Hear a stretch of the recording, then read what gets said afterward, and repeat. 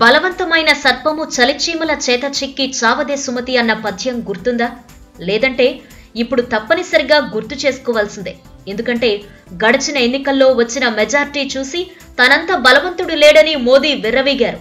ఎవరుంటే మాకేం, ఎవరు మా నుంచి విడిపోతే మాకేం, ఫుల్ మెజార్టీ ఉంది కాబట్టి అంతా మా కనుసన్నల్లో మెలగాల్సిందే అని శాసిస్తూ వచ్చారు. కేంద్రంలో ప్రభుత్వాన్ని ఏర్పాటు చేసి ప్రధానిగా బాధ్యతలు తీసుకున్నాక కూడా చాలా రాష్ట్రాల్లో ఎన్నికలు, ఉప ఎన్నికలు జరిగాయి. అయితే నిన్నటి వరకు ఓ లెక్క, ఇప్పుడో లెక్క, ఇకపై మరో లెక్క. యూపీ ఉప ఎన్నికల ఫలితాలు చూస్తే ఇది నిజమని ఒప్పుకుని తీరాలి. గోరఖ్పూర్ లోక్సభ స్థానంలో ఆరంభంలో బీజేపీ ఆధిక్యంలో ఉండగా ఆ తర్వాత సమాజ్వాద్ పార్టీ ముందంజలో వచ్చింది. చివరి వరకు ఆ ఆధిక్యాన్ని కొనసాగించింది. అటు ఫుల్పూర్లోనూ ఆది నుంచి సమాజ్వాదీ పార్టీ ఆధిక్యంలో కొనసాగింది. గోరఖ్పూర్ నియోజకవర్గంలో యోగి ఆదిత్యనాథ్ 5 సార్లు విజయం సాధించారు. గతేడాది యోగి ముఖ్యమంత్రి పీఠం ఎక్కడంతో ఈ స్థానం ఖాళీ అయింది. అలాగే కేశవ్ ప్రసాద్ మౌర్య ఉప ముఖ్యమంత్రి పదవి చేపట్టడంతో ఫుల్పూర్ నియోజకవర్గం ఖాళీ అయింది. 2 నియోజకవర్గాల్లోనూ తిరిగి విజయం సాధించాలని యోగి విస్తృతంగా ప్రచారం చేశారు. అయితే బీజేపీని ఓడించేందుకు ఎస్పీ, బీఎస్పీ చేతులు కలిపాయి. ఎట్టకేలకు కంచుకోటలా భావించే బీజేపీని, ముఖ్యంగా మోదీని తిరుగులేని దెబ్బ కొట్టాయి. గతేడాది యూపీలో జరిగిన అసెంబ్లీ ఎన్నికల్లో బీజేపీ ప్రభంజనం సృష్టించింది. 403 సీట్లకు 325 చోట్ల గెలుపొంది చరిత్ర సృష్టించింది. అయితే సరిగ్గా ఏడాది గడిచేసరికి సీన్ రివర్స్ అయింది. కంచుకోట లాంటి యూపీలో ఊహించని షాక్ తింది.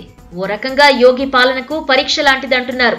కానీ మోదీ పాలన తీరుకి, అహంకారానికి జవాబిది. ఎందుకంటే మోదీ అధికారంలోకి రావడానికి వెన్నెముక యూపీనే.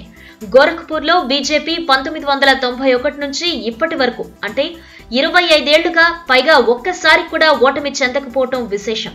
పైగా ప్రస్తుతం యూపీలో ఉన్నది బీజేపీ ప్రభుత్వమే. పైగా ఇప్పుడు ఉప ఎన్నిక జరిగింది CM Yogi Adityanath sitting seat. Gorakhpur మహంత్గా ఆయన 5 సార్లు తిరుగులేని విజయం సాధించారు. అలాంటి చోట ఇప్పుడు బీజేపీకి దెబ్బంటే ఏమనుకోవాలి? కేంద్రంలో అదే పార్టీ అధికారంలో ఉన్న పరిస్థితి అంతలోనే ఇలా ఎలా మారింది?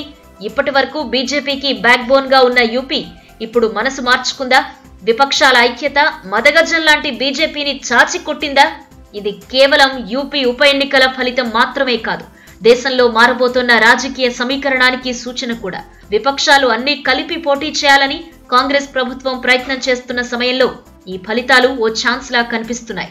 మరోవైపు బీహార్లోనూ 2 అసెంబ్లీ స్థానాలు, ఓ లోక్సభ స్థానానికి జరిగిన ఉప ఎన్నికల్లో ఆర్జేడీ లోక్సభ స్థానంతో పాటు ఓ అసెంబ్లీ స్థానాన్ని కైవసం చేసుకుంది. మొత్తానికి ప్రస్తుతం దేశంలో రాజకీయ పరిస్థితి చూస్తుంటే విపక్షాల్లో ఆనందం, బీజేపీలో నిశ్శబ్దం. ఇది ఇప్పుడు కనిపిస్తున్న రాజకీయం. ఈ వీడియో మీకు నచ్చినట్టయితే లైక్ చేయండి, షేర్ చేయండి. మరిన్ని ఇంట్రెస్టింగ్ వీడియోస్ చూడడానికి మా ఛానల్ కు తప్పక సబ్స్క్రైబ్ అవ్వండి.